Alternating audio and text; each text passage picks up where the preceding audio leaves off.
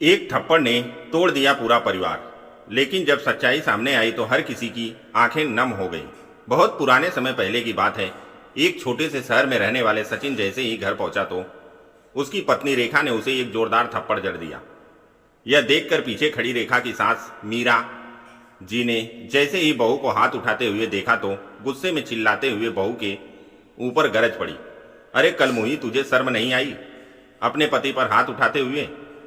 माँ जी, अगर आपको सचिन की हरकतों के बारे में पता चलेगा ना तो शायद आप भी वही करेंगी जो मैंने किया है। अरे हाँ हाँ, बड़ी आई तू मुझे बताने वाली। मैं अपने बेटे को थप्पड़ मारूंगी। आज तक मैंने उसे पाल पोस कर इतना बड़ा कर दिया, कभी तेज आवाज में अपने बेटे को डांटा भी नहीं। और तू कल की आई हुई मेरे बेटे पर हाथ उठा रही है। रुक जा, अभी बुलाती हूं तेरे बाप और भाई को। थप्पड़ के बदले थप्पड़ ना पड़वाया तो मेरा नाम भी मीरा नहीं। मीरा जी ने इतना हल्ला मचाया और तुरंत ही रेखा के पापा और भैया को फोन करके बुला लिया। रेखा के पापा के आते ही मीरा जी गुस्से में चिल्लाने लगी, भाई साहब, यही सिखाया है आपने अपनी बेटी को? इसने मेरे सामने मेरे बेटे को थप्पड़ मारा, अपने पति पर हाथ उठाया। इसकी इतनी हिम्मत हो गई, मैं इसे अब इस घर में आधे मिनट के लिए भी बर्दाश्त नहीं कर सकती। इसलिए अभी के अभी तुरंत मेरी आंखों के सामने से अपनी बेटी को लेकर चले जाओ, वरना फिर अपनी बेटी को भूल जाना। मेरे हाथों से कुछ भी उल्टा सीधा हो जाएगा। मीरा जी इतने गुस्से में थी कि रेखा के पिताजी को कुछ भी समझ में नहीं आया कि आखिर बात क्या है। उन्होंने रेखा से कहा, बेटा क्या हो गया, तुमने दामाद जी पर हाथ क्यों उठाया? तो पापा की बात सुनकर रेखा रोने लगी। पापा, रेखा जैसे ही कुछ कहने को हुई तभी मीरा जी चीखते हुए बोली, भाई साहब, मैंने बोला ना कि अभी के अभी तुरंत लेकर इसे चले जाइए। जो भी पूछना हो अपने घर ले जाकर पूछते रहना। अगर यह 1 मिनट और यहां रह गई ना तो मेरे हाथों से कुछ उल्टा सीधा हो जाएगा। मीरा जी इतने गुस्से में थी कि रेखा के पिताजी को उस समय अपनी बेटी को अपने साथ ले जाना ही सही लगा। इधर सचिन रेखा के हाथों थप्पड़ खाने के बाद गुमसुम बैठा था। उसे रेखा के थप्पड़ का दुख नहीं हो रहा था, दुख तो उसे अपनी गलती का हो रहा था कि उससे इतनी बड़ी गलती आखिर हो कैसे गई। वह खुद ही सदमे में था। फिलहाल तो रेखा के पिताजी रेखा को लेकर चले गए। 4-5 दिन तक शांति रही। 5वें दिन बाद जैसे ही मीरा जी के पति विजय शंकर जी घर आए तो घर बिल्कुल खाली खाली था। विजय शंकर जी अक्सर अपने बिजनेस के काम से बाहर रहते थे। घर में आने के बाद उन्हें उनकी बहू रेखा दिखाई नहीं दे रही थी। सचिन भी गुमसुम सा बैठा था और मीरा जी रसोई घर में खाना बना रही थी। विजय शंकर जी को बड़ा अजीब लगा। किचन में जाकर उन्होंने मीरा जी से कहा, अरे भाग्यवान, तुम खाना बना रही हो, बहू कहाँ है? और घर में इतना सन्नाटा क्यों है? और यह सचिन को क्या हो गया? यह क्यों मुंह लटकाए बैठा है? बस इतना सुनते ही मीरा जी गुस्से में दहाड़ती हुई विजय शंकर जी से बोली, भूल जाओ अपनी बहू को, वो मर गई हमारे लिए। इतनी बड़ी गलती की है उसने की जिसकी कोई हद नहीं। अब मैं उसे इस घर में कभी नहीं आने दूंगी। निकाल दिया है मैंने उसे, इस घर से भगा दिया है। मैंने उसके बाप को बुलाकर उसे उनके साथ उनके घर भेज दिया है। सचिन जो गुमसुम है वह इसलिए है कि थप्पड़ मार मार के गई है। वह आपके बेटे को क्या थप्पड़, लेकिन क्यों हुआ, क्या है, कोई कुछ बताएगा मुझे भी? बहू तो ऐसी नहीं थी, विजय शंकर जी ने हैरानी से कहा। तो मीरा जी जोर से बोली, अरे आपकी बहू कैसी थी और कैसी नहीं, यह आपको कैसे पता चलेगा? आप तो आए दिन काम के चक्कर में बाहर ही रहते हैं। मुझसे पूछो, मैंने देखा है उसका असली रूप। इतनी बुरी तरह उसने थप्पड़ मारा था कि हमारा बेटा सचिन 2 कदम पीछे हट गया। औरत जात होकर उसकी इतनी हिम्मत की मर्द के ऊपर हाथ उठाए, अपने पति के ऊपर हाथ उठाए। मीरा जी की बात सुनकर विजय शंकर जी ने कुछ सोचते हुए कहा, नहीं मीरा, मैं नहीं मान सकता, जरूर कोई बात हुई होगी। बहुत बड़ी बात बिना किसी बात के वह सचिन के ऊपर हाथ नहीं उठा सकती। बात क्या है? वह बताओ क्या किया था। सचिन ने विजय शंकर जी की बात सुन मीरा जी और भी चिढ़ गई। अरे वाह जी वाह, अब तो मेरे बेटे के ही पीछे पड़ जाओगे। क्या किया था इसने? कुछ भी तो नहीं। अरे लड़का है, मर्द है, बाहर आता जाता है, 10 लोगों में उठना बैठना होता है, कभी थोड़ी बहुत ऊंच नीच हो भी जाए तो क्या इसका मतलब औरत के लात घुसे खाएगा। मीरा जी बात घुमा घुमा कर विजय शंकर जी को बता रही थी। विजय शंकर जी समझ गए कि बात तो कुछ जरूर हुई है और कोई छोटी मोटी बात नहीं, बहुत बड़ी बात है। नहीं तो बहू ऐसी नहीं थी।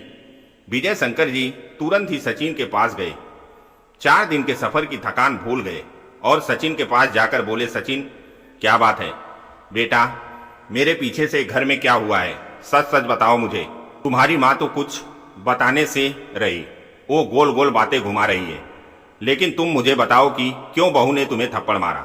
तभी अपने पापा की बात सुनकर सचिन शर्म से सर झुकाकर धीरे से बोला, पिताजी गलती तो हुई है मुझसे, मैंने बहुत बड़ी गलती की है, लेकिन मेरा विश्वास मानिए मैंने जानबूझकर कुछ भी नहीं किया। वो दरअसल मैं मेरे दोस्त की बर्थडे पार्टी में गया था। आपको तो पता ही है कि आजकल 5 में से 3 लोग ड्रिंक करते हैं। मेरे दोस्तों ने जानबूझकर मेरे जूस में शराब मिला दी थी, मुझे पता भी नहीं चला और मैंने पी ली। और उसने अपने बर्थडे पार्टी में लड़कियां बुला रखी थी। कब मैं बहक गया और लड़कियों के साथ डांस करने लगा, मुझे कुछ पता ही नहीं चला और उसमें से किसी लड़के ने मेरा वीडियो बनाकर रेखा को भेज दिया। बस वही देखकर रेखा बौखला गई। पापा रेखा अपनी जगह सही है, मुझे भी कुछ पता नहीं था।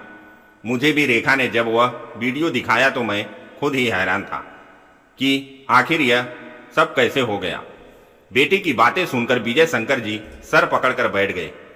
बात तो गंभीर थी, गलती तो हुई थी, अनजाने में ही सही, लेकिन गलती बहुत बड़ी थी। रेखा की जगह अगर कोई और भी होता तो वह भी बर्दाश्त नहीं करता।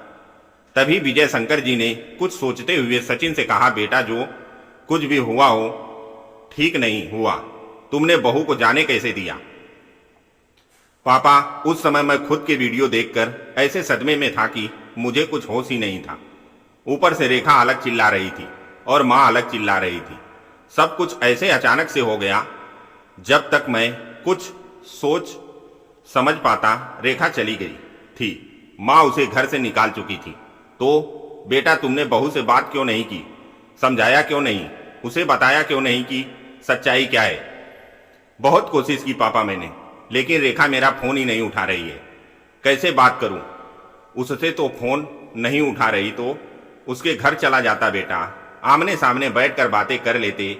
मुझे पूरा यकीन है बहू जरूर समझेगी। नहीं पापा, किस मुंह से जाऊं सबके सामने? मेरी हिम्मत नहीं है। सचिन भी अपनी जगह सही था, उसकी हालत भी विजय शंकर जी अच्छी तरह समझ रहे थे।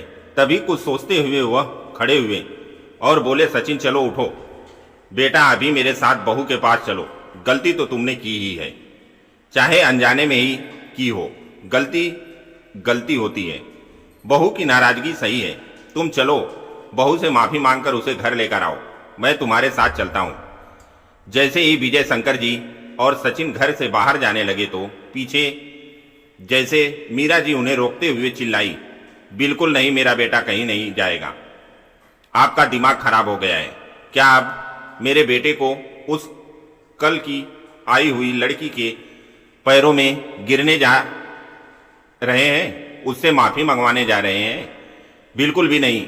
अरे एक बार बोल दिया ना उसने कि अनजाने में गलती की है, फिर जानबूझकर मेरे बेटे को झुकाने की जरूरत नहीं है।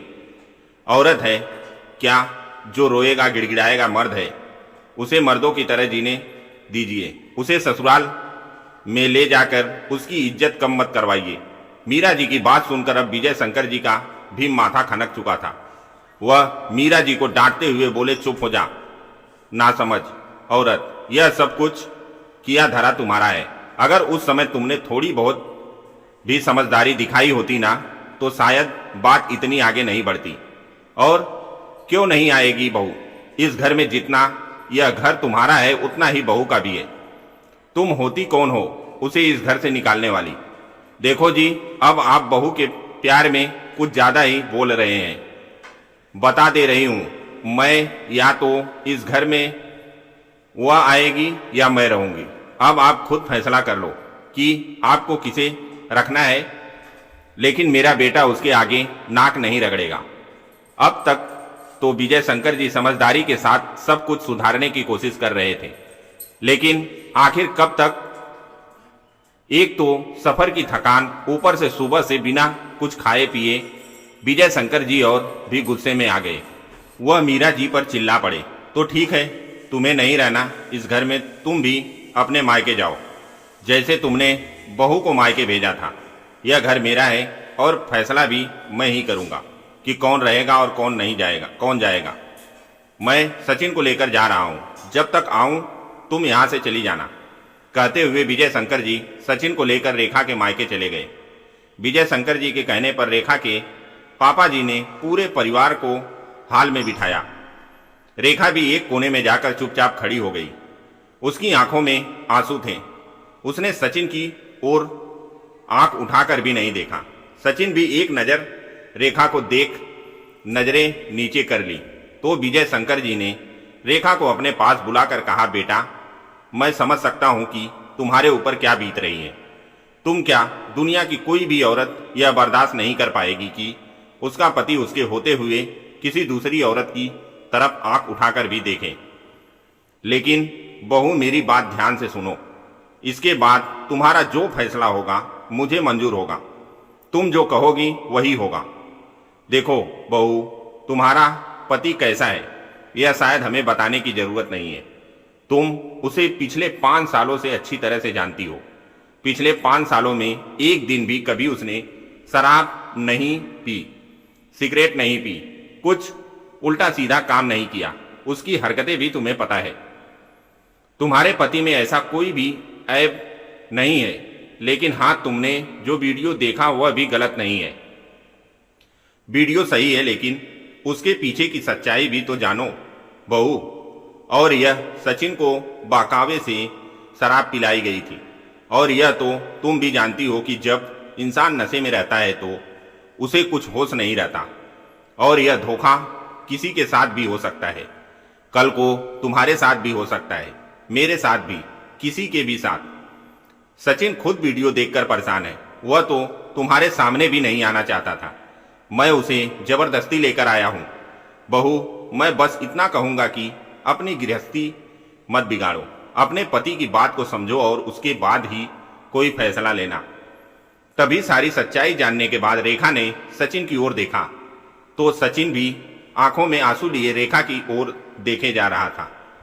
सच्चाई जानकर रेखा के पापा जी भी रेखा से बोले, बेटा, मैं भी वही सोचकर परेशान था कि दामाद जी ऐसे तो नहीं है, जरूर कोई बात है।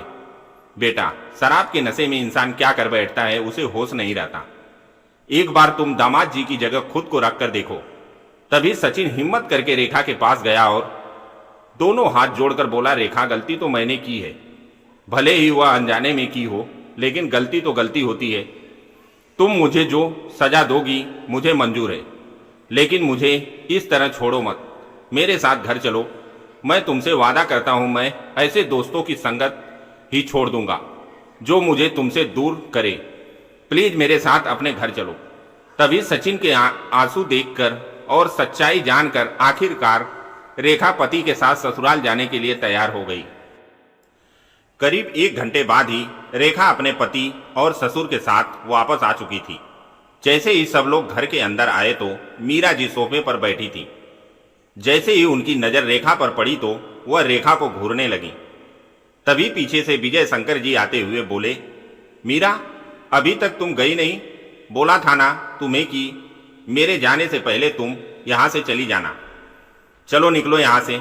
आज पहली बार मीरा जी को अपने पति का एक अलग ही रूप देखने को मिला। वह सच में डर गई थी कि अगर विजय शंकर जी ने उन्हें घर से बाहर निकाल दिया तो वह कहां जाएंगी। इसलिए उन्होंने गुस्से से नहीं, प्यार से ही काम लेना सही समझा और तुरंत ही गिरगिट की तरह रंग बदलते हुए बड़े ही प्यार से बोली, कैसी बातें कर रहे हो जी आप? मैं कहां जाऊंगी? अरे कहां जाऊंगी? अपने मायके जाओ। और कहाँ जाओगी? विजय शंकर जी ने कहा तो मीरा जी हैरानी से बोली, मायके? लेकिन मैं मायके कब तक रहूंगी? किसके भरोसे रहूंगी?